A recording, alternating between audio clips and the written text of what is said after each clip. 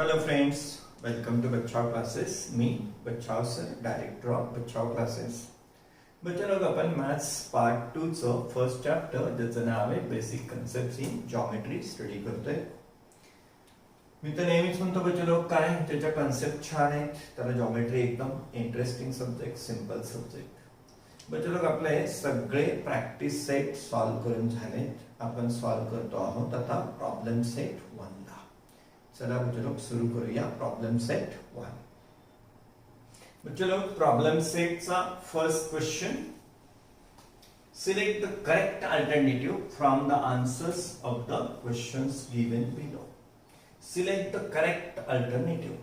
Select the correct alternative. आपल्याला योग्य पर्याय निवडायचा बच्चा लोग from the answers of the questions given below. Answers दिलेले आहेत, त्यातला आपल्याला करेक्ट आन्सर सिलेक्ट करायचं असतं. बच्चे लोक अगदी 10वीच्या बोर्ड एक्झामला सुद्धा असा क्वेश्चन 5 मार्क्सला असतो. त्यामुळे आता आपल्या प्रत्येक चॅप्टर मध्ये, प्रत्येक प्रॉब्लेम सेट मध्ये काय राहतील, असे मल्टिपल चॉईस क्वेश्चन्स राहतील. Select the proper alternative. तुमच्याही युनिट टेस्ट मध्ये, तुमच्याही टर्मिनल एक्झाम्स मध्ये असा क्वेश्चन राहणारच. चला बघूया फर्स्ट क्वेश्चन. बच्चे लोग फर्स्ट क्वेश्चन है, how many mid points does a segment have. How many mid points does a segment have. एका सेगमेंटला मध्ये किती मिड पॉइंट्स असतात. आन्सर तुमचं रेडी पण झालं असणार बच्चे लोग. How many mid points does a segment have. एका सेगमेंटला किती मिड पॉइंट असतात तुम्ही सांगा. चलो एका सेगमेंटला किती मिड पॉइंट असतात. हा सेग ए बी. तर चलो या सेग ए बी ला किती मिड पॉइंट्स असतील. तर सिंगल मिड पॉइंट असेल, एकच असेल. मिड पॉइंट कोणाला म्हणतो आपण. तर चलो जेव्हा A point M lies on seg A B and seg AM congruent to seg BM, then M is midpoint of seg AB. तर बच्चे लोग तुम्हीच ठरवा कोणत्याही सेगमेंटला किती मिड पॉइंट्स असतील. सांगा मग आन्सर काय आहे बच्चे लोग. तर फर्स्ट साठी आन्सर काय राहील, ओनली 1. 2 चालेल का नाही. 3 चालेल का नाही. मेनी चालेल का नाही. तर आपला आन्सर काय राहील बच्चे लोग, only 1. This is our answer. मग तुम्ही आन्सर मध्ये काय ए ऑप्शन सिलेक्ट करायचा. चला बच्चे लोग सेकंड पण तेवढंच सिंपल आहे बघा. How many points are there in the intersection of 2 distinct lines. Distinct म्हणजे काय म्हणजे लोक डिफरंट लाइन्स, भिन्न lines. How many points are there in the intersection. Intersection म्हणजे काय म्हणजे लोक छेदन. इंटरसेक्शन म्हणजेच कट करणं. How many points are there in the intersection of 2 distinct lines? बच्चे लोग 2 distinct lines are intersecting each other. 2 distinct lines are intersecting each other. 2 lines intersect करतायत. मग आता त्यांच्या इंटरसेक्शन मध्ये किती पॉइंट्स असतील, किती पॉइंट मध्ये त्या इंटरसेक्ट करतात एकमेकींना, तुम्हीच बघा. How many points are there in the intersection of 2 distinct lines. 2 line जर इंटरसेक्ट करत असतील तर त्यांच्या इंटरसेक्शन मध्ये म्हणजे त्यांचा कॉमन, त्या दोघांचा कॉमन पॉइंट. इंटरसेक्शन म्हणजे काय, कॉमन पॉइंट किती असतील सांगा बच्चे लोग. इंटरसेक्शन छेदामध्ये किती पॉइंट्स आहेत. How many points are there. Infinite point मध्ये इंटरसेक्ट करतील का, तर नाही. 2 पॉइंट्स मध्ये करतील का, तर नाही. नॉट अ सिंगल, एका पण पॉइंट मध्ये इंटरसेक्ट करणार नाहीत का, नाही. तर एका पॉइंट मध्ये त्या इंटरसेक्ट करतील बच्चे लोग. How many points are there in the intersection of 2 distinct lines.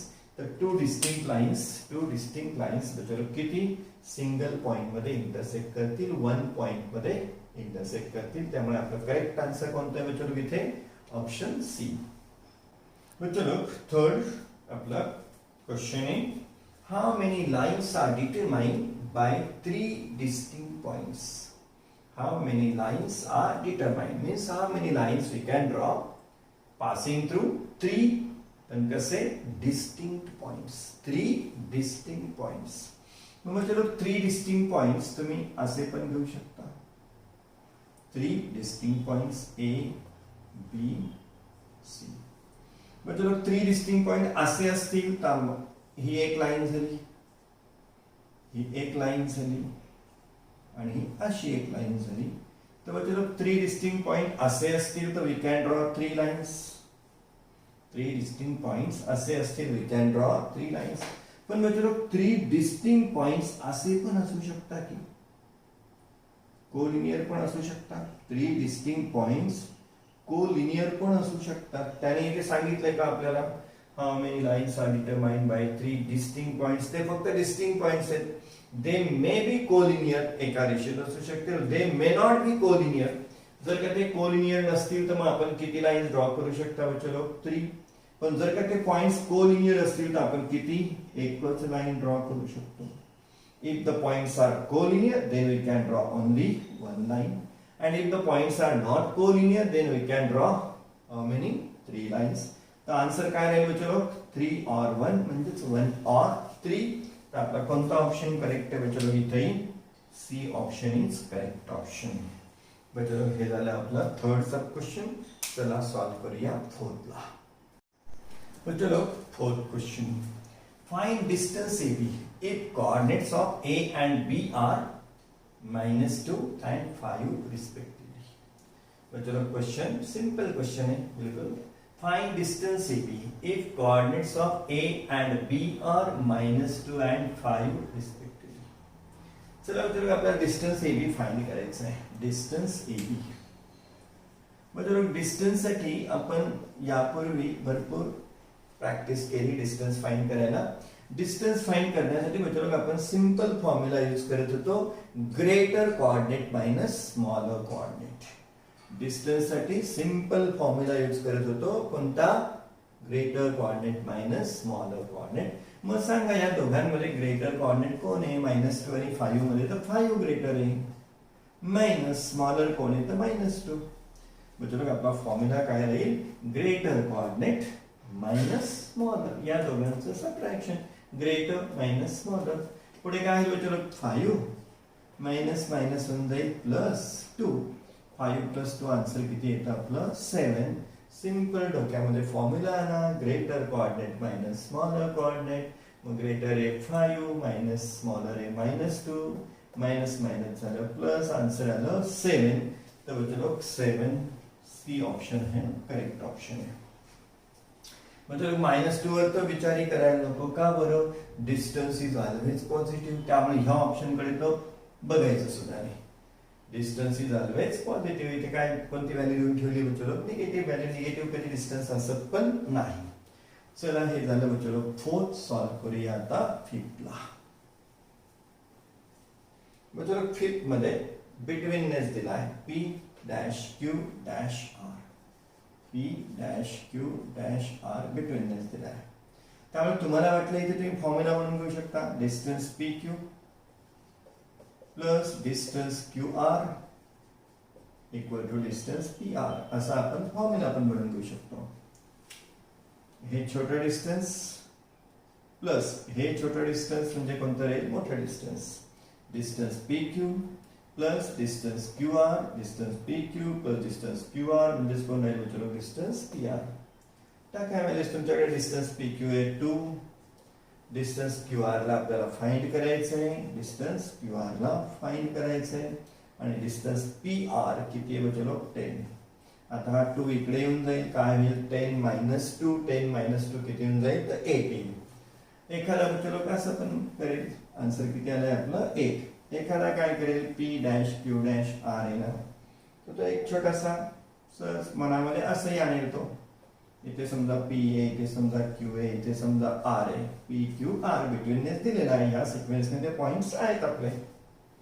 आता डिस्टन्स PQ किती आहे 2 आहे. डिस्टन्स PQ एवढा डिस्टन्स किती आहे चलो तर 2 आहे. पुढे डिस्टन्स PR 10 आहे. डिस्टन्स PR P पासून R पर्यंत किती चलो 10. P पासून R पर्यंत 10 आहे. P पासून Q पर्यंत 2 आहे. तर आता तुम्ही न सांगता सांगाल चलो हे 2 आहे आणि हे टोटल जर 10 आहे तर हे किती असेल तर 8 असेल. हे तुम्ही पण सहज गेस करू शकता. फॉर्म्युलाच वापरला पाहिजे असंही काही नाही. तुम्ही तुमच्या लॉजिकने सुद्धा तर्काने सुद्धा आन्सर आणू शकता. आन्सर किती आहे चलो आपलं 8. कोणता ऑप्शन करेक्ट आहे? तर बी ऑप्शन इज करेक्ट ऑप्शन. चलो इथे आपला फर्स्ट क्वेश्चन कंप्लीट झाला. चला सॉल्व करूया आपण सेकंड क्वेश्चनला. चलो आपला क्वेश्चन 2 आहे. On a number line coordinates of p q r are 3 minus 5 and 6 respectively. Coordinates दिलेत. चलो state with reason whether the following statements are true or false. State with reason whether the following statements are true or false. मग हे statement true आहे की false आहे ते आपल्याला सांगायचं आहे. चलो मग आपण काय करूया मित्रांनो, पहिलं हे डिस्टन्सेस आपल्याला लागणार आहेत. पी क्यू आर हे 3 पॉइंट्स आहेत. पी क्यू आर 3 पॉइंट्स आहेत. त्या पी चा कोऑर्डिनेट आहे मित्रांनो, पी चा कोऑर्डिनेट आहे 3, क्यू चा कोऑर्डिनेट आहे -5,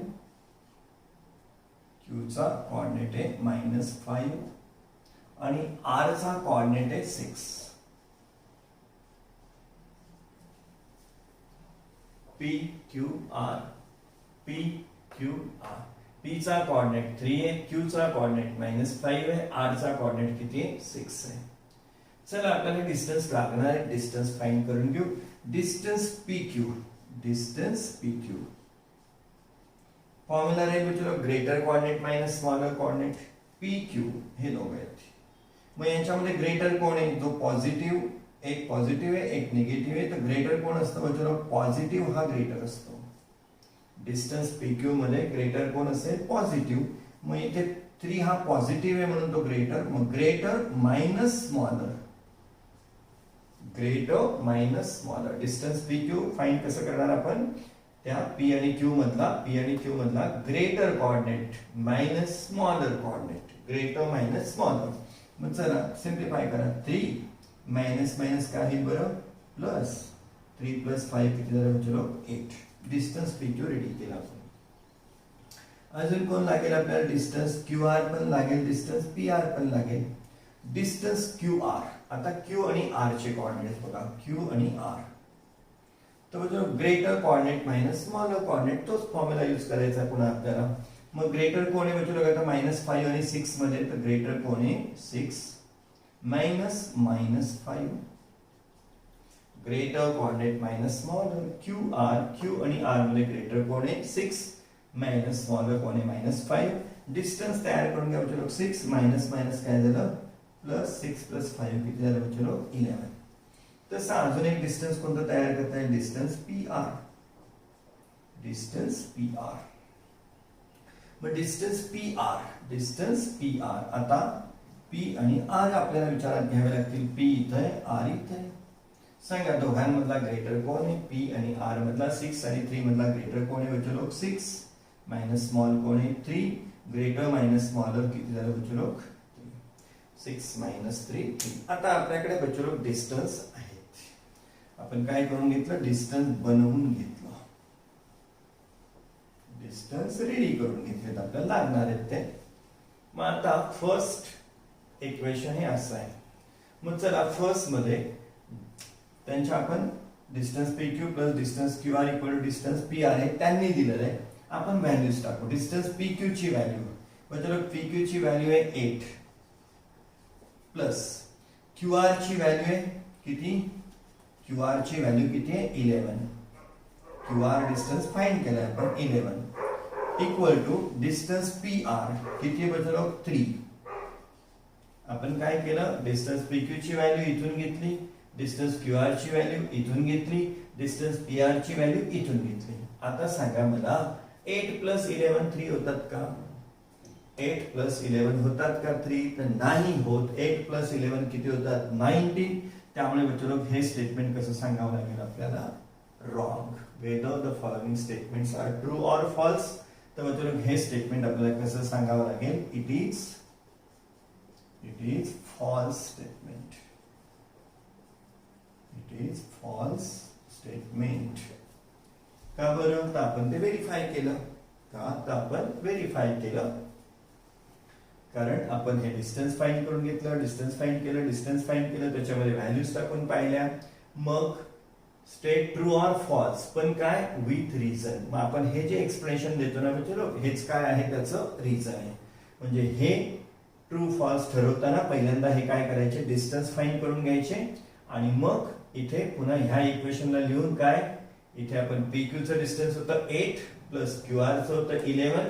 8 प्लस 11 हे किती आहे, PR डिस्टन्स किती आहे 3. मग 8 प्लस 11 तर काही 3 असं नाही.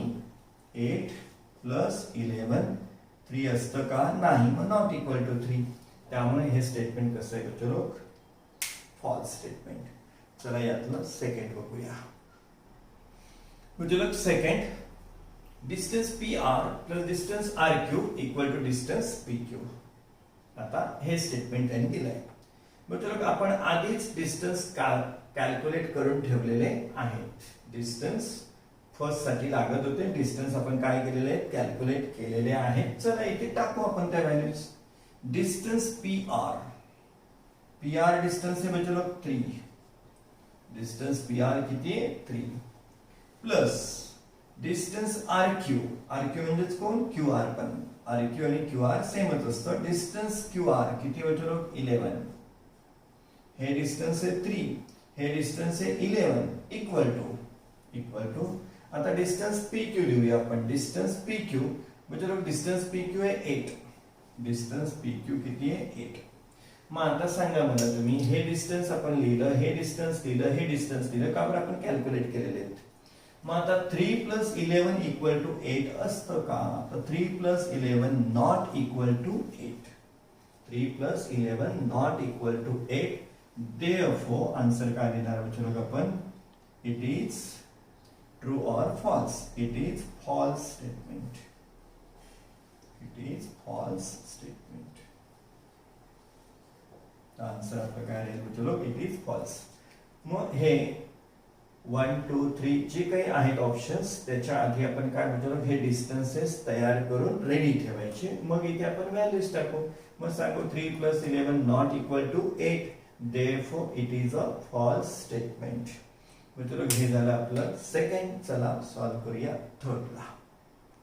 मित्रांनो थर्ड स्टेटमेंट आहे, distance RP plus distance PQ equal to distance RQ. हे थर्ड आहे.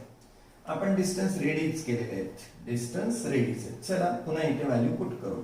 डिस्टन्स RP म्हणजेच कोण मित्रांनो, RP म्हटलं तरी चालतं, PR म्हटलं तरी चालतं. नाशिक मुंबई डिस्टन्स जेवढं असेल तेवढंच मुंबई नाशिक डिस्टन्स पण असेल.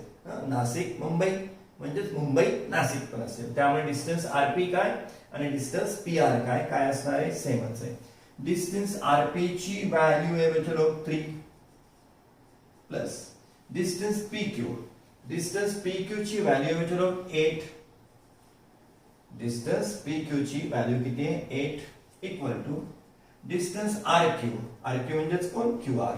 डिस्टन्स QR ची व्हॅल्यू बच्चो 11.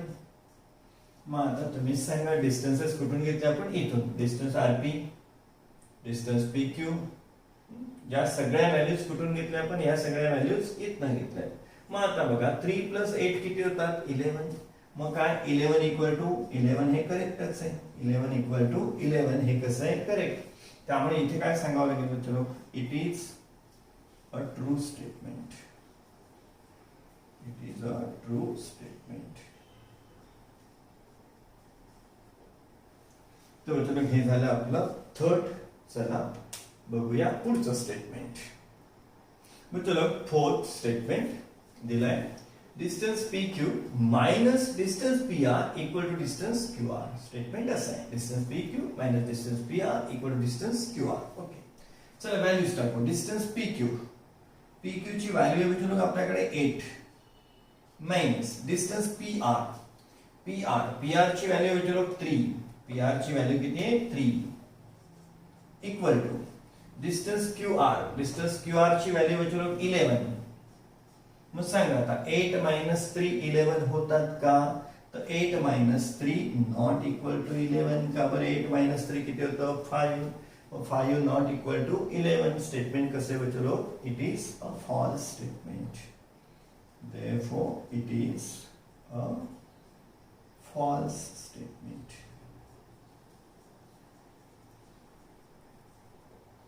तो बच्चे लोग हे आपलं फोर्थ सब क्वेश्चन झाला.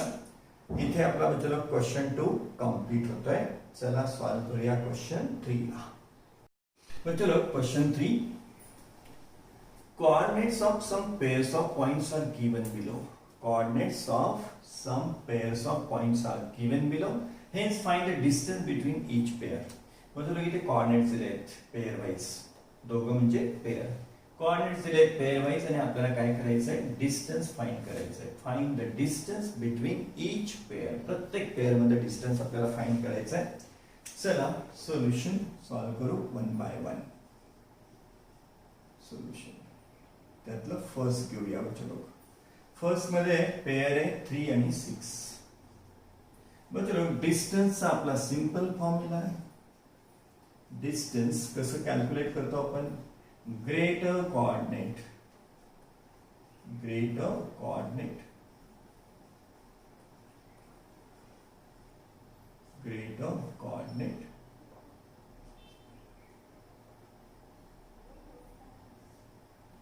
minus smaller coordinate.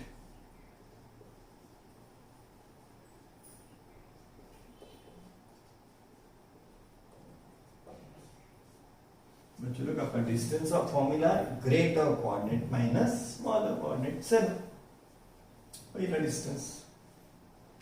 मग आता 3 पॉझिटिव्हच आहे, 6 हे पॉझिटिव्हच आहे. कोण ग्रेटर आहे ठरवा. आता तुम्ही सहज सांगाल ग्रेटर कोण आहे बच्चों लोग, 6 माइनस स्मॉलर कोण आहे 3. डिस्टन्स किती झालं बच्चों लोग, 6 माइनस 3 किती झालं 3. एकदम सिंपल क्वेश्चन होता. चला सेकंड सब क्वेश्चन बघूया आता. सेकंड मध्ये कोऑर्डिनेट्स आहेत बच्चे लोग -9 -1. सेकंड मध्ये कोऑर्डिनेट्स आहेत -9 -1. फॉर्म्युला तोच आपला, distance equal to greater coordinate minus smaller coordinate. मग सांगा बच्चे लोग, दोघं मायनस आहेत. आता ग्रेटर कोणाला म्हणायचं बच्चे लोग, दोघं पॉझिटिव्ह, मग जो मोठा तोच मोठा. एक पॉझिटिव्ह एक निगेटिव्ह, एक पॉझिटिव्ह एक निगेटिव्ह, पॉझिटिव्ह वाला मोठा. आणि दोघं निगेटिव्ह असतील तर आता उलट लहान तो मोठा, छोटा तो मोठा. पॉझिटिव्ह मध्ये मोठा तो मोठा, निगेटिव्ह मध्ये छोटा तो मोठा. त्यामुळे बच्चों इथे ग्रेटर कोऑर्डिनेट कोण घ्यावा लागेल, -1 माइनस ग्रेटर माइनस स्मॉलर कोण आहे तर -9. ग्रेटर माइनस स्मॉलर हा आपला फॉर्म्युला. चला सिंप्लिफाय करा. -1 माइनस माइनस इथे होईल बच्चों लोग प्लस, माइनस माइनस प्लस. आता एक आहे माइनस एक आहे प्लस, तर बच्चों लोग 1 माइनस 1 प्लस. आता ऍडिशन नाही होणार, 1 + 9 10 नाही म्हणायचं. 1 माइनस 1 प्लस, उलटे साइन आले की सबट्रॅक्शन करायची असते. मग -1 + 9 म्हणजेच काय, 9 - 1 काय करावं लागेल 8. साइन द्या मोठ्याचं, 9 मोठा आहे त्याचं साइन प्लस आहे. प्लस लिहिलं तरी चालतं, नाही लिहिलं तरी चालतं. आणि काय लक्षात ठेवा, distance is always positive. Distance कसं राहणार आहे, ऑलवेज पॉझिटिव्ह. असं म्हणाल का तुम्ही, नाशिक मुंबई डिस्टन्स -185 किलोमीटर आहे असं म्हणाल का कधी, नाही. डिस्टन्स फक्त पॉझिटिव्हच असतं. त्यामुळे हे आन्सर कसं आलं पाहिजे, एंडला पॉझिटिव्हच येईल, कारण ते डिस्टन्स आहे. मित्रांनो ही झाली आपली सेकंड पेअर. चला आता थर्ड ला बघूया.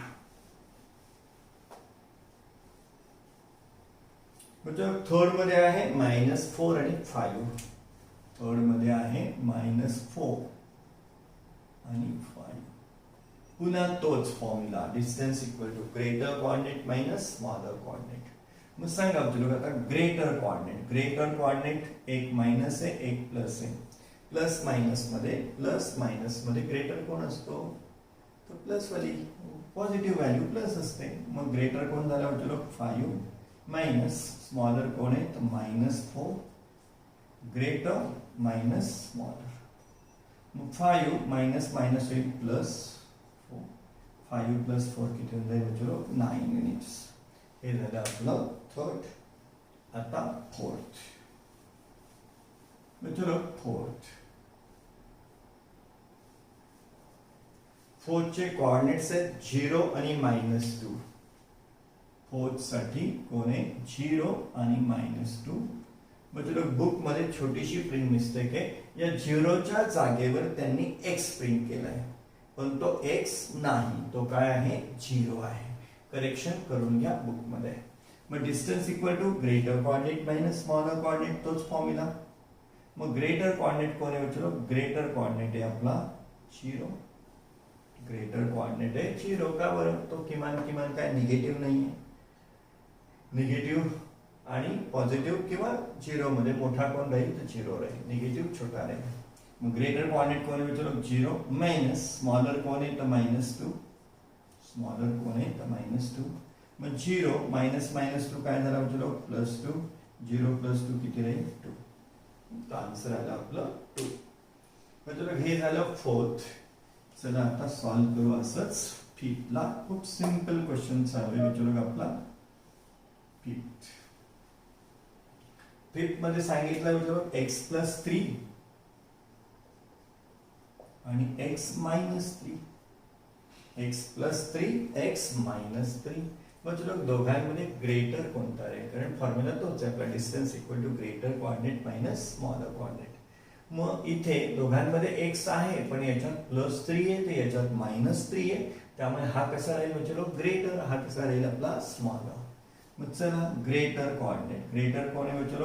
x + 3 मायनस स्मॉलर कोण आहे तर x - 3. Greater x + 3 smaller x - 3. Greater minus smaller equal to x + 3. मतलब या मायनस मुळे ब्रॅकेट मध्ये साइन्स चेंज होते. मायनस मुळे ब्रॅकेटच्या मधले साइन काय करावे लागतील? चेंज करावे लागतील. मग -x मायनस मायनस होईल +3. -x आणि मायनस मायनस +3. फायदा काय झाला बच्चो? +x -x तर कॅन्सल होऊन जाईल. उरेल 3 + 3 किती? 6. डिस्टन्स काय आलं? पुन्हा पॉझिटिव्ह. बच्चो हे झालं आपलं 5th ला सॉल्व करू. चला आता 6th. बच्चो 6 मध्ये आहे -25 आणि -25 आणि -47. हे झालं आपलं 6th. बच्चो डिस्टन्स तोच फॉर्म्युला आपला, greater coordinate minus smaller coordinate. Greater minus smaller. बच्चो ग्रेटर, आता या दोघांमध्ये ग्रेटर कोण आहे? दोघांच्या दोघं व्हॅल्यूज काय आहेत? निगेटिव्ह आहेत, मायनस साइन वाले आहेत. निगेटिव्ह मध्ये काय असतं बच्चो? जो छोटा असतो तो मोठा असतो. मग ग्रेटर कोऑर्डिनेट कोण आहे तर -25. हा ग्रेटर. मायनस स्मॉलर कोण आहे तर -47. निगेटिव्ह व्हॅल्यूज मध्ये काय असतं? निगेटिव्ह व्हॅल्यूज मध्ये जो छोटा असतो तो मोठा असतो. चला सॉल्व करा. -25 हे होईल मायनस मायनस बच्चो +47. आता एक व्हॅल्यू मायनस आहे, एक व्हॅल्यू प्लस आहे. एक व्हॅल्यू मायनस, एक व्हॅल्यू प्लस. तर बच्चो अशा वेळेस जरी हे प्लस आहे तरी यांची ऍडिशन नाही होत. एक मायनस आहे ना तर काय होतं? सबट्रॅक्शनच होते. मायनस पुढे लिहिलं तरी सबट्रॅक्शनच, मागे लिहिलं तरी सबट्रॅक्शनच. मग चला आता 47 मधनं 25 मायनस करा. 47 - 25 ते येतात 22. साइन कोणाचं राहील? मोठ्याचं. मोठा कोण आहे? 47. त्याचं साइन काय राहील? प्लस. ते प्लस लिहिलं तरी चालतं, नाही लिहिलं तरी चालतं. डिस्टन्स कसं आलं शेवटी बच्चो? पुन्हा पॉझिटिव्ह आलं. बच्चो हे झालं आपलं 6. असं 7 पण आहे, पण मी हे तुम्हाला प्रॅक्टिस साठी शिल्लक ठेवतो 7th. बच्चो इथे आपला क्वेश्चन 3 कंप्लीट झाला. प्रॉब्लेम सेट मध्ये अजूनही पुष्कळ क्वेश्चन्स आहेत, त्यांना आपण सॉल्व करणार आहोत पुढच्या लेक्चर्स मध्ये. बच्चो जर हे व्हिडिओ लेक्चर तुम्हाला आवडलं तर नक्कीच काय करा, आपलं चॅनल जे आहे बच्चाव क्लासेस ते सबस्क्राईब करा. हा व्हिडिओ लाईक करा आणि तुमच्या मित्रांना, इतर मित्रांना ज्यांना याची गरज आहे त्यांना सुद्धा नक्की पाठवा, त्यांना शेअर करा. चला बच्चो भेटूया आपण पुढच्या लेक्चरमध्ये.